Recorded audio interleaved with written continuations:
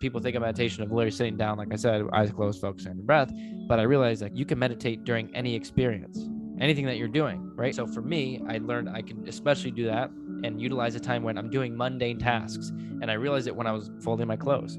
I didn't put any music on. I didn't have any stimulation on. There was no TV in the back, nothing, no stimulation to the best I could handle. And then I would fold my clothes and focus on every single article of clothing as I was folding it. Sleeves in, tucked over, like every single repetition of folding my clothes. I was focused on what my hands were doing, what my body was doing, like so present as best I can be. And then when my focus would shift onto something that happened, whatever I want to think about, something out of the present moment, I would catch it when I could catch it and then bring it back. And so for me, that's been my favorite way of meditating because A, it doesn't require any extra time, but B, I don't have the laggy, foggy feeling afterwards. Hello, ladies and gentlemen. Welcome back to the Jason Scalora Show. I believe this is episode 15. It could be 14, 15, or 16 because I recorded this morning, but I also don't know which one was the last one. So who fucking knows? But with that said, we're back with Mr. Jason Tifford. Thank you for having me. Of course. Glad to have the Jason duo back. And you're in Texas now? God damn. Jason, you don't mind if I told them where you used to live slash live? You can tell them where I live. You can give them my old address. Can I give them your social security number? I don't think you have that. Okay. Anyways, he used to live in Stamford, Connecticut, and now he is in Austin, Texas. Howdy. When did you move? A couple weeks ago?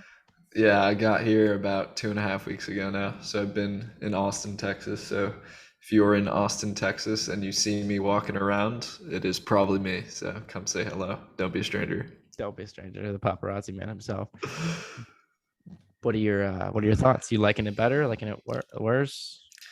From what I've seen here, I do love it here. The people are so friendly. Just walking around in my building, people are so just outdoorsy, energetic, outgoing, and just friendly. And in my experience so far, but from what I've seen, more friendly than Stanford. I don't know. I don't want to discriminate against my old town. I love Stanford. I love the people there, but definitely more friendly than DC, 100%. Like that is kind of like the baseline of what I compare it to. Have from being in school there for 4 years, but yes, definitely much different crowd of individuals. So you're by yourself in a one bed? Yes, I'm by myself in a 1-bedroom apartment down here in downtown Austin. That is fucking awesome. Yes. I would be lying if I said I wasn't a tad jealous. That looks like you're well, if you're ever down here, you are more than welcome to come visit. Bet. I'll probably take you up on that offer. Yes, open invitation. Texas seems fucking dope. So, we haven't even talked about really anything regarding mental health or well-being before the podcast, which is fine. But the way I usually even initiate just those conversations just to see what's been going on in terms of, mental health, spirituality, that sort of deal. I usually ask, what have you been monitoring? Do you know what monitoring means, or do you want a quick little explanation of what I mean by monitoring? What is your definition? Essentially, it just means what you've been paying attention to recently. So like, especially like the easiest way to tangibly understand what I'm saying is like when you start, like, for example, working out, everything you see in the world is just like regarding to working out, right? Like every food you see the macros, right? You don't see the taste of it if you were thinking about cooking at the time or just started cooking, right? Do you understand what I'm saying? So like, that's monitoring. So what have you been monitoring lately? Yeah, so lately I've been, and this is something that I've been continuously working on, but just being more present in the moment, regardless of whatever I'm doing. So I like that. Just setting the intention of whatever it is that I'm doing. It could be in the gym. It could be editing my podcast. It could be going out, finding someone else to talk to have on my podcast. It could be anything, anything that, or not anything, but everything that I'm doing, I'm trying to do it with the intention of doing it consciously and making the choice of doing it rather than doing it like subconsciously and just like let's say like scrolling on TikTok or just doing something that I am doing uncontrollably. I've been trying to shift away from that and shifting to being more conscious and So more aware of my actions. I like that. What made you feel like you wanted to shift your level of presence? Uh, Like, was I there a wouldn't say moment there where was you like felt I wouldn't say there was like one moment where I was like, okay, I need to be more present now. I'm not present at all. It was more so just of like going down like the conventional like self-help rabbit hole and just saying like right? I think it was just I came to a point like in my spiritual journey where I was Yeah. like where I found that this is something that I need to do right now in order to just enjoy my life to its fullest. Not that I wasn't enjoying it before, but this was the next step for me to Levels, yeah. enjoy more of it. Always levels to it, man. I like that a lot. So I mean, after you kind of figured out that that's something you wanted to improve on, what made you sort of, well, not what made you, what are the kind of essentially, like, for lack of a better term, the habits you've been building to get you Yeah. going? I So I would say there's a few parts to this. One is just whatever you're doing to set some sort of constant reminder of why you're doing it. Like Reminders, bro. before you go do it, like what is not what's the goal, not what is the desired outcome, but like what is your level of presence before you go and do something? Is this something that you consciously want and something you're going to enjoy, or is this something you're doing because you are chasing some sort of desire or you want to please someone or you're doing it for some sort of external reason? So always checking in with myself and making sure that everything I'm doing is intrinsic and not to get that confused with saying like, oh, I only do stuff for myself, but I do things for myself because I consciously want to. And you can and you can also do things consciously for others as well, but I think the important thing is to make that choice to do it rather than being pulled in a direction to do it. So I would say that is definitely one aspect. And look, I don't do this every second of the day. I'm not like some enlightened being that just everything is intrinsic and I'm fully conscious all the time. But Right. that is definitely something that I've been working on is one. And then two is also just meditating in the morning and the evenings. And So what do you do for meditations? I've been playing with a few different things, but what I've found to be most useful for me and what I'm doing right now is just sitting there in silence.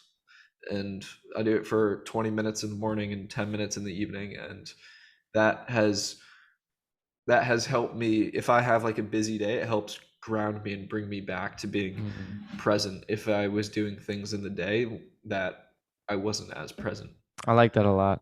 See, for me, because originally when I had wanted to become present, what made me want to become present was the fact that I realized I was a shit listener and I was really good at talking, but that's because all I did was talk and I didn't listen. And so for obvious reasons, I figured I need to work on my.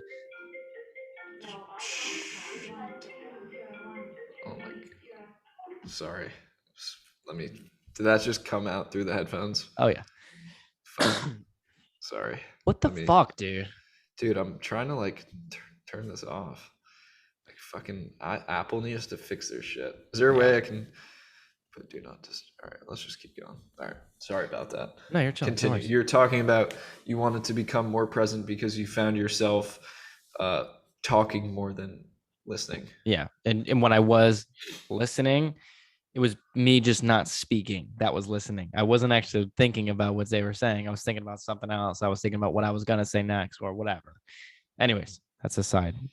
Anyways, so when I originally wanted to become more present, what I decided to do, and this is I'm referencing the Joe Rogan podcast with Naval Ravikant, and he talks a lot about meditation, spirituality, that sort of stuff. And he says the way he meditates and recommends people meditate is to just literally, like you said, sit there in silence and either A, do nothing, don't force thoughts away, or B, focus on your breath, right? And so if there's two outcomes there. Either A, when you're letting whatever come up, you're just allowing your thoughts to fully digest, or B, you're practicing being present by focusing on your breath because it aligns your focus into the present moment, not any thoughts from the past, future, whatever.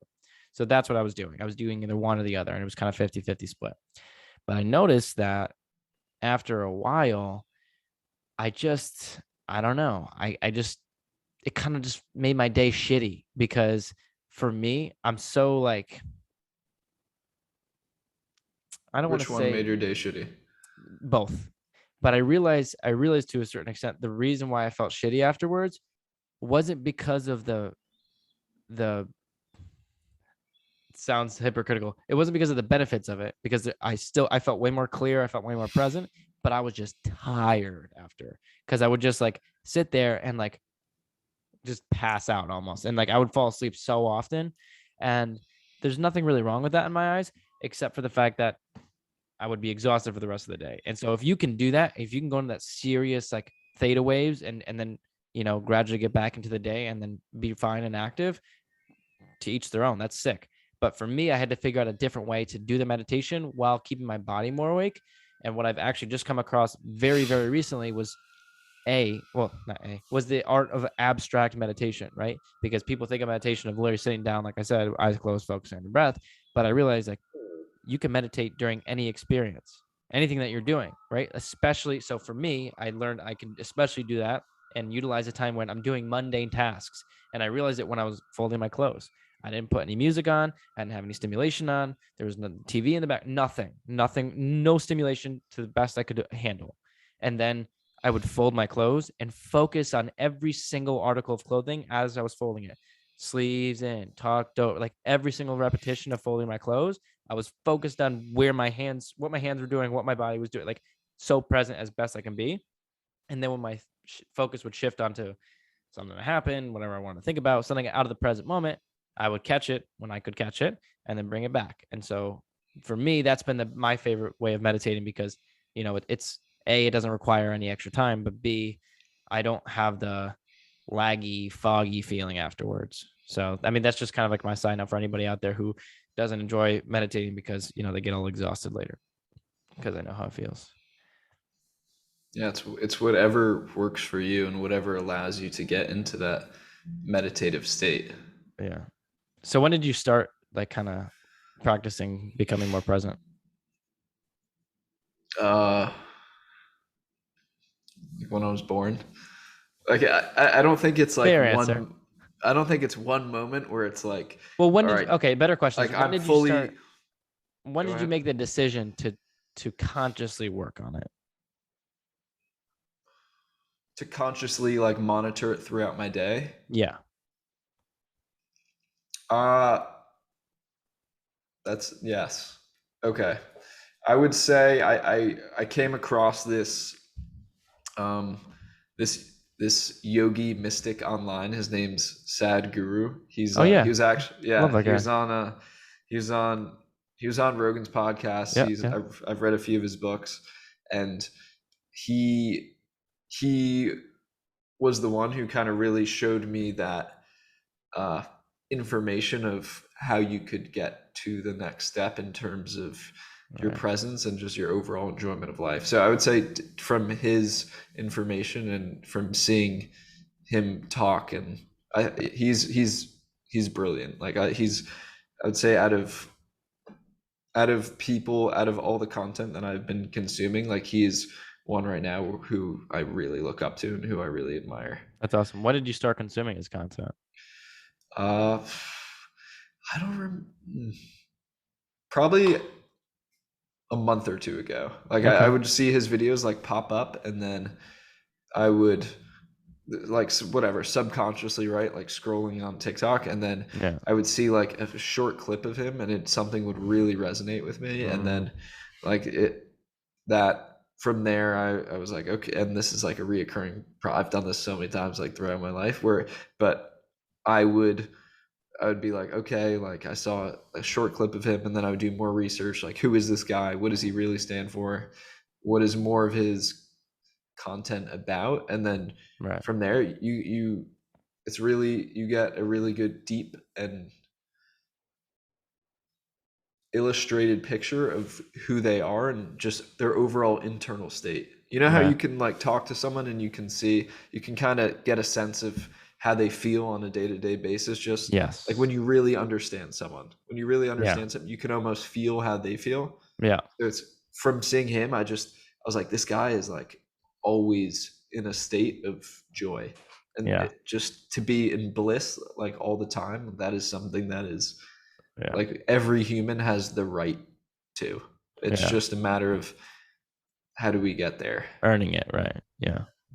So how have you felt for this? What's been the difference, the biggest difference in the way you've been feeling since, a month or 2 months ago, give or take, when you started, monitoring um, your level of presence and bigger picture, trying to become more blissful? Just overall, just you can't even compare it. I think every single aspect of your life just gets better because Yeah. the more in touch you are with yourself and knowing who you are and what you like and what motivates you, the more you can pursue those things. And Yeah. also the more you do that, it's like work becomes more flow. It's Right. not like it's not as much of a grind and a burden to do. There's no burnout when you're Right. doing what you love. And I'm not Right. saying that everything in my life is like I love every single aspect of what I'm doing every single day and I never Right. Right. experience Right. burnout, but it's more so now than it has ever been. Right. I like that a lot. Now, weird question, but it does relate, and I'll kind of give you a little explanation in a second. But do you have like a job down there that you're doing? So as of right now, I am full time. I'm pretty much the past few weeks I've just been getting moved in and I've been putting a lot of time into the podcast. Yeah.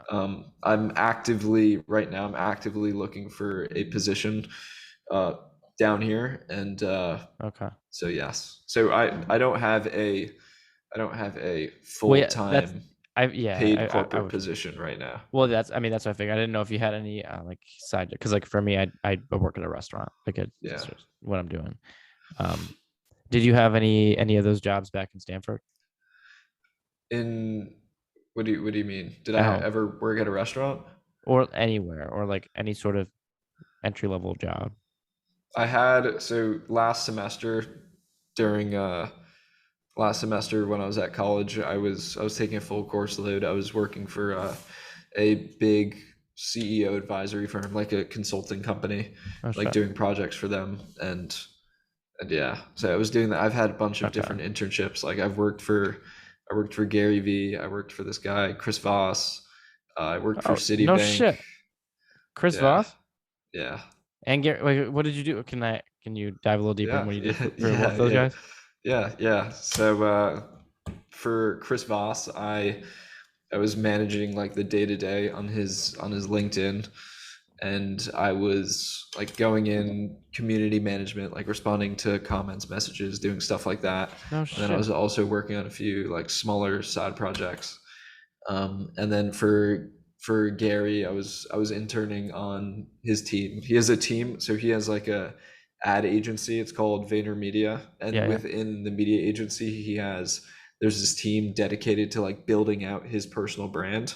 yeah. So I was on that team. I was managing like various social media handles, uh, and then also actually this was when TikTok first started. So this was like Mm. before like anyone even was downloading it or using it. So it was like Like 2017, 2018. yeah, so I was tasked. It was after it was 20, I think it was the beginning of 20, it was the summer of 2019. Okay. It was already TikTok. It wasn't still musically. Oh yes, yes, yeah. It was TikTok, but it wasn't like it was still at the point where it's like It's a baby. if you told someone like I'm on TikTok, they'd be like what the hell's wrong with you? Yeah, what the fuck is that? But so I was tasked with like starting up the Team Gary TikTok and like I would make TikToks like with like the other interns and stuff and I was building That's out that account as well. fucking sick. I had no Yeah. idea. Yeah. That's fucking cool. I really enjoyed working there. The culture there is amazing. Gary, awesome. And So you met and talked with Gary? I, yes, I've spoken with him a few times. I haven't had like a conversation like this, but like Right. in small stuff and like in passing. Damn, Yeah. that's fucking cool. Damn, and And have you then spoken with Chris Voss? I have, I, so I worked for him. I interned him for one summer, and then I, like we were in contact a few times after that, but we don't, I wouldn't say we're on like terms like this. Yeah, We're not on like talking terms. that's fucking cool though. Yeah. That man's voice is insane. I love it. I could Yeah. literally He listen to it has, all day. and like just, and working for him too, I like learned so much about just negotiation and interpersonal Yeah. skills. And he really is the best at what he does. Oh Like yeah, he you is could like tell. there's he's like he is an excellent negotiator and Yeah. brilliant brilliant like emotional intelligence skills as well. Yeah. I very, very recently listened to his it's a podcast called The Diary of a CEO with Stephen Bartlett. And Okay. he had Chris Voss on there. And I Yeah. mean, the first thing you notice is like how soothing and calming his voice is, which is ironic because then he talks about how he purposely does that to make everybody Yeah. feel better when they Yeah. listen to him, which is like, oh shit. And then he did him and Steven, they did like a sort of like a role playing exercise where like Hmm. Steven was like basically pretending to be like some sort of hostage taker, just Like like a taking someone terrorist. captive. Yeah. Yeah, the fuck is it? A terrorist, whatever. Anyways, and then he was like, all right, like do this little mock play thing and see how it goes. Yeah. And you could just tell like the way that he was speaking and the questions he was asking, you're like, holy fuck, this dude knows a lot of shit. Yeah. It was really, really cool. I love his book, by the way. And I'm Yeah. not endorsing it or whatever. But anybody who's listening, I would strongly, strongly, strongly recommend, especially if you're any sort of salesperson.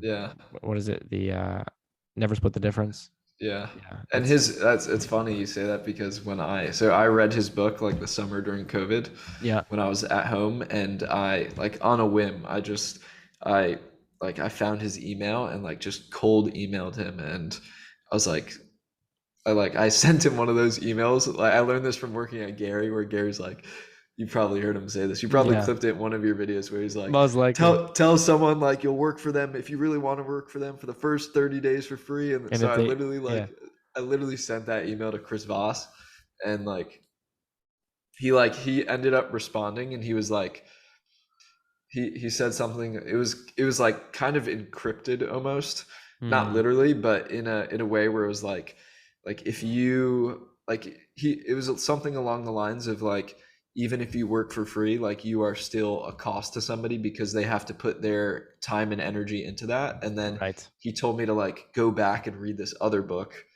and like find out how a certain guy in that book got the job and like that's how I could potentially get a job for him. So No like shot. What was that book? it was a Ryan Holiday book. I think it was I forgot the name, but it was with Peter Thiel and it was about Hulk Hogan, the Peter Thiel that like that lawsuit. It was by Ryan Holiday. Okay. And I went back like threw it on Audible just because like I love Audible so much more than sitting down and reading. But Yeah. and I finished that book in like 3 days, found out how that guy got the job, like responded to like Chris and was like, "This is how I got the job," blah blah blah blah. And I was so excited. I was like, "Yes, I'm gonna get the job." And he responds again, and he was like, I had I'd sent him like a plan of how I could help him, and he just like cut so many holes in it. And he was like, "This is what's wrong with your plan. This is," and I was like, I was at that point, I was distraught. I was like, "No, I'm not gonna get the job." And like I went back again and like revised it, just like relentless. And I was like, I just put so much time and energy into figuring out how to do that, and sent him a revised plan. And next thing you know, I was working for him. That's fucking dope. Good for Yeah, you, bro. That's fucking tough. That's the hustle, bro, right there. That people really don't understand how I don't want to say easy, but how effective just persistence is, and just fucking sending it, dude. Like, as stupid and corny as that sounds, to just fucking just go for it, and like not try and know how everything's gonna work out before you try and do shit is just so effective. Like with every, like your example is perfect. Like, you didn't know how the fuck you were gonna get a job for Chris Voss. You read his book and were like, I want to work for this fucker. And you sent him an email, right? And apparently the email kind of sucked, because then he poked holes in it 3 times. He's not some fucker though. Like he's That's not what some fuck. I know. I don't mean it that way. I'm just With saying, all like, yes. yes, but I'm just yes. I understand what you're saying. Yeah, I just okay. didn't the semantics of, you know, how just with everything going on nowadays, I don't want something to get like To get reclipped clips. and Yeah. yes. Well, that's But well. I mean, yes, yeah. I mean, yes. if you check out my page, you'll see that I actually I fully support and advertise him for free Yes. No, every but couple months. absolutely, yeah. I Yeah. think persistence is something that, yeah, it really does work, but at the same time, and learning from that experience, you should only work for someone for free if it is fully aligned with who you want to be in Right. the future. And Right. that is the only You're right. reason ever. Only reason. Yeah. Yeah. I completely agree. I also don't think that I say that, but it's the same type of people. I think the message I'm getting here is, in my eyes, I personally haven't met anybody that's the type of person that would work for somebody for free just to gain value from somebody who's not contributing to society or trying to make everybody else's life better. Like, I don't see somebody who's chasing money thinking that they want to work for someone for free because they Yeah. want money. You know what I'm saying? But Yeah. you definitely, I completely understand where you're coming from with that. Okay, actually, you know what? I'll ask you my well, I want you to elaborate on it a little bit. But this is usually my closing question for people. I may have already asked you it, and if you remember me asking you it, then give me a different answer. Okay. Yeah. Okay.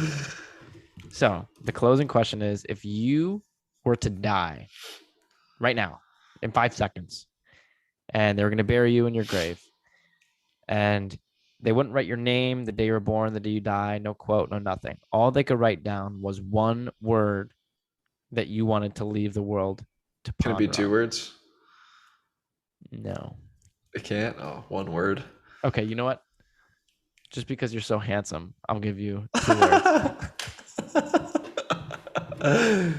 But it would just say like he lived. He lived. Oh, He lived. that's a Like little what corny. is That's someone corny. is Nah, someone gonna read nah, I my don't grave? accept it. You get Is to someone leave the world to ponder on. 1 word, 2 words? It doesn't have to be necessarily about your life, but just a message for the world. Is someone really gonna read someone's grave and see some inspirational message that Can is you just fucking use the hypothetical and just abide by the rules of the hypothetical?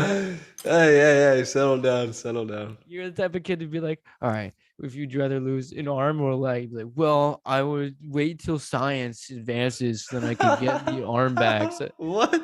you're that kid with the hypothetical. You're like, What? God damn it. Can you just answer the question? So do you want me to answer the question or not? No. Yeah, it's I'm busting your balls. Uh, 1 word. one word. So all right, so I'll give you my example. My example that, because somebody asked me this question, which made me like the question, which my word that I would leave is responsibility for people to just ponder on. Like, that's my best piece of advice, at least at this point in my lifetime, that I think I could leave anybody. Why so serious though? That It doesn't sounds have like to you be lived serious. like a hard life that's just a Not at grind all. and you didn't enjoy it. You know what's ironic about that? The fact that I take responsibility makes me one of the happy. I think I might be. I mean, there's a couple people that Well, I know that are. what do you mean by responsibility? That's for you to decide. But what I mean by it, what I mean by it is that take responsibility for your life. Take responsibility for everything that happens to you ever, whether it's your fault or somebody else's fault, or just the fact that you're living life, which means everybody gets sick and everybody dies and life is suffering. Doesn't matter whose fault it is. Take responsibility for it, and then your life will be tremendously better, right? And the But is fact that someone gonna read your grave and like you just said that they're not gonna derive that How do you information from know? just reading it. You don't know that. See, I disagree. Unless they can find ways to read your mind. Bro, you should I don't know if I don't know if you're a religious man or not, but I'm a Christian, and there's this thing called Bible Hub, and it goes through every single word and line on the Bible and deciphers through every single thing and every single Is it meaning related of. to other hubs in any ways? I mean, they may or may not be. Ew. I say Bible Hub. He's like, what about Pornhub? Whoa! You're putting words Whoa. into my mouth. You're just Don't clip suggesting that. Don't clip that. Clip that. Don't Clip that. Clip that. Oh god. I say Bible, he thinks porn. What a weirdo. Anyways, I think god damn it. No, I think people who philosophize a lot, and there's a couple of my friends that are really big into just like deep thinking and deep thought, who are really big on things like literally questions like that. Like leave them in a room for, they would love like an exercise, like leave you in a room for 20 minutes and all you get is one word on the board and you don't get to touch anything. You get to sit there and think about that word, and they'll pull out crazy meanings out of life. Some people are more gifted at that than others, but yeah. Well, I guess it depends on what your goal is of leaving the word on the grave. I think I would just want to make someone laugh. It would say like YOLO or something, just like you know what, corny. but that's where, like, deeper than right, but that's deeper than just the act of laughing, right? It's because you want people to live a better life. Yeah. Exactly. Like, but you see what I'm saying? Like that. Yes. That makes it. That's why he lived, because it's just like, no shit. Like, yeah, he's dead. Like somebody, if someone saw that and they just laughed, like that's all I would want from like my words being on my grave. Yeah. You know what? I appreciate the authentic response. The last thing I would want is someone to like come there and just be depressed and cry because I'm dead. Like, yeah, I lived, you know? Yeah. I like that. He lived. If it's 2 words, if it's 1 word, like YOLO. Maybe another one if I could find a cornier 1 word hitter type of word, but it would be within that general kind of family of that. Yeah.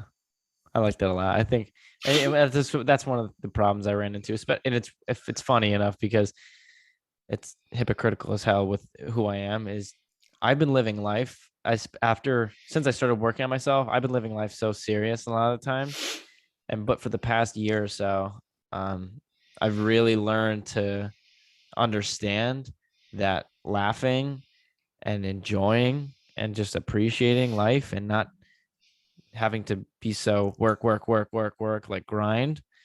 I began to understand that that's a part of self-improvement. And that's one of the biggest parts of self-improvement, because it's not some, black and white cookie cutter thing that people think, which is clean your room, exercise, meditate, read, journal all day. That's all you do all day. It's like, no, like the more time I spend with my friends and people that I love spending time with, laughing and enjoying and just fucking around, just like enjoying life. Like there's almost nothing better than that. Do you know what I mean? That's what it's about, dude. Yeah.